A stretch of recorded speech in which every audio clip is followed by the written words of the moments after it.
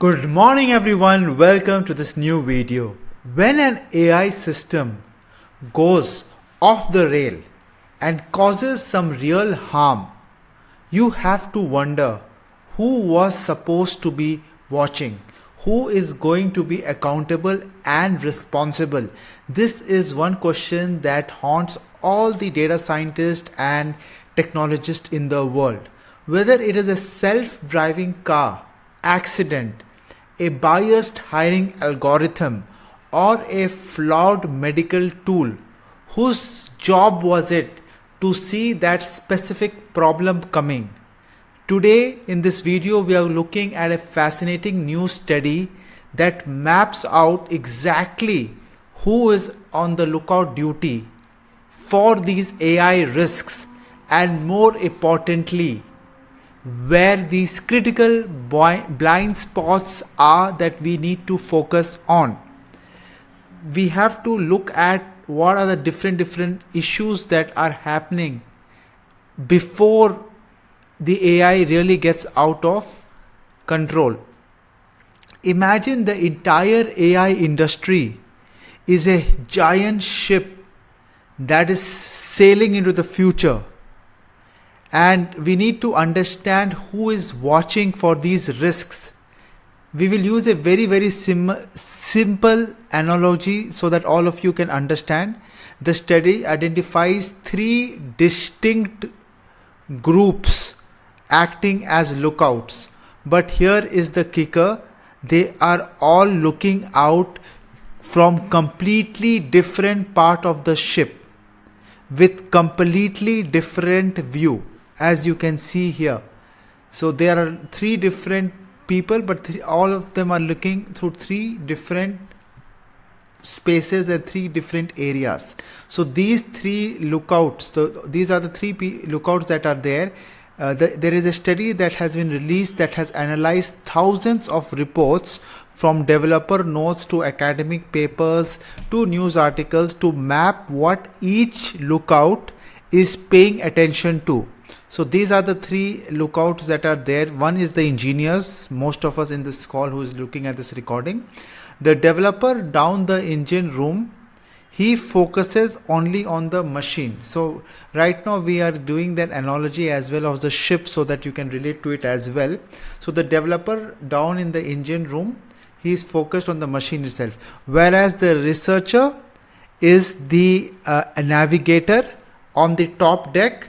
Their eyes are glued to the far horizon that is there. And then we have this, the third lookouts are for the distressed calls that are there. These are urgent messages from other ships, real world incidents telling us what's actually happening right now. So these are the three people that are doing three different lookouts. And be it in any organization, and what I have also seen personally, the intentions are good, but these three lookouts are looking at three different things and they are acting in silos, and we need to see what we need to focus on exactly. So we will now dive into the first lookout that is there, the engineer in the engineering room. These are the technology people, the AI developers that are right next to these machines that are there. They are very laser focused on technical guts of the system. They have goals to fulfill from their bosses, and their primary concern are about the engine itself, its limitation, its safety protocol, whether it might overheat or it might run unfairly. It's a very internal, very technical point of view for the first engineer, who is spending time and issue only focusing on his LLM, his AI project, and its other things that are there. And this is the first engineering room, very limited scope of understanding that is this. Now what this engineering sees, this engineer that we are there, a focus on fairness is something that is there, and fundamental. So when engineer documents these potential AI risks, the concerns are overwhelmingly about the system's immediate performance and integrity. And these are the two major categories that represent the vast majority of documented engineering concerns that are there by these engineers. Most of them, 45% of them, are talking about discrimination and toxicity, making sure that the machine runs fairly. So they need to not have any discrimination, any toxicity, which is very, very bad. So they focus on this, and the 37% of the mentions are most about the system safety, making sure that the engine does not break. So right now, whatever we are talking about is about just the one lookout, very focused on the engineer. Mostly he is focused on the others, and the rest of the percentage are other categories which are minute, which are small as well. Now we have the second category of people who are on the second lookout. These are the researchers who are there on the navigation desk. So these are way up on the top deck that is there. These are AI researchers, aren't staring at the engine. Their eyes are glued to the horizon.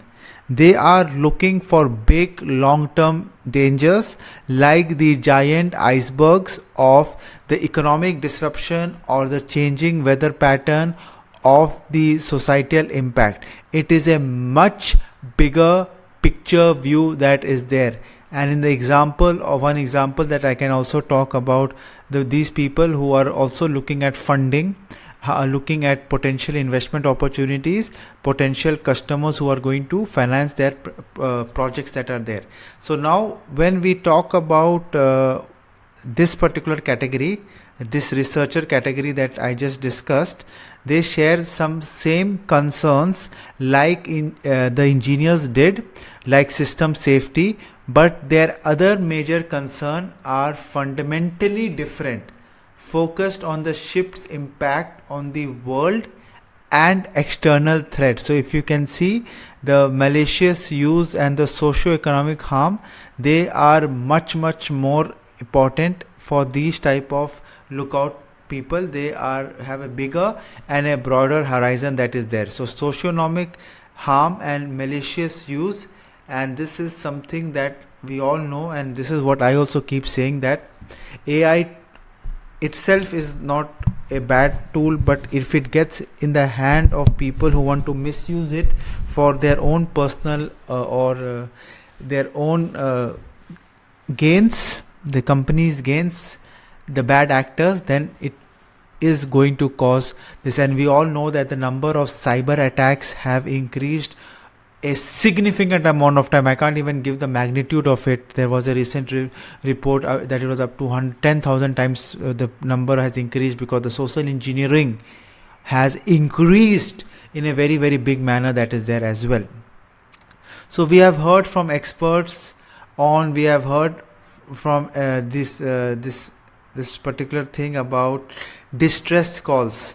So this is something that is very important. The engineers are worried about the engine, the researchers are worried about the horizon, but what kind of AI dangers are actually happening out in the wild now? This is where the blind spot is right now. This is where we will find the blind spot about the distress call that is there. So if you see the current blind spot that is there, this critical blind spot that we are actually facing, while we see that a lot of people are focusing on discrimination, that is one issue is there, and system safety. These are the two things that both of them were discussing. Even researchers were talking about this, but the real world incidents are happening in the malicious use that has been reported, and people are not taking in account for this particular thing. While experts concerned about discrimination and system failures are valid and appear in real incidents, they miss out the biggest source of this distress call, and we need to look into this. Over 22% of the real world AI harm is from these malicious threats that are there, and I just gave you a number that was reported by the Cyber Council. Now it may be much more as we go into 2026. So let's pause on that number. This is a massive slice of the pie that is there. The distress call aren't just about the engine trouble. A huge of them are about the pirates that are coming, scam, disinformation, and other malicious purposes that is there. It is one category that experts are not prioritizing enough, and this category represents the harm caused by people deliberately misusing AI for scams and disinformation, and the number of cases and the sophistication of these cases have increased a lot. So why does this huge gap exist? And it boils down to a simple difference in focus. So this is the huge issue that is there. So why does this huge gap exist? It again, I'm saying it boils down to a simple difference in focus. Whereas the experts are focused a lot on what machines could theoretically do wrong, but in reality what is happening that it is dominated by how clever and often malicious people actually choose to use this technology. So this is the reason why in our community also comes into the picture, where we do a lot of awareness sessions about these things as well. Human interactions is something that we are seeing, where you will see a lot of people are thinking about learning these skills and trying to use it for commercial benefits that will benefit them but not the society as such. So this is something that we need to look at. These risks are very much underrepresented because they depend on unpredictable human behavior. It's one thing to test an engine in a very controlled lab. It is completely different challenge to predict what a pirate will do with an engine on an open sea. And this is coming back to this philosophy of making sure that you control these pirates, because you may do as much good as to fix the engine, but if you are not able to focus on this particular thing about controlling this 22.4%, then it will become very tough. We must right now bridge this gap. This is very important for this. How should we bridge this gap? To build safer AI, our lookouts can't have different incomplete views of the danger ahead. We need them talking to each other. We need a unified watch schedule. The researchers should suggest a clear path forward. All the three that we mentioned, all the three lookouts should be aligned, should have meeting with each other to take things forward.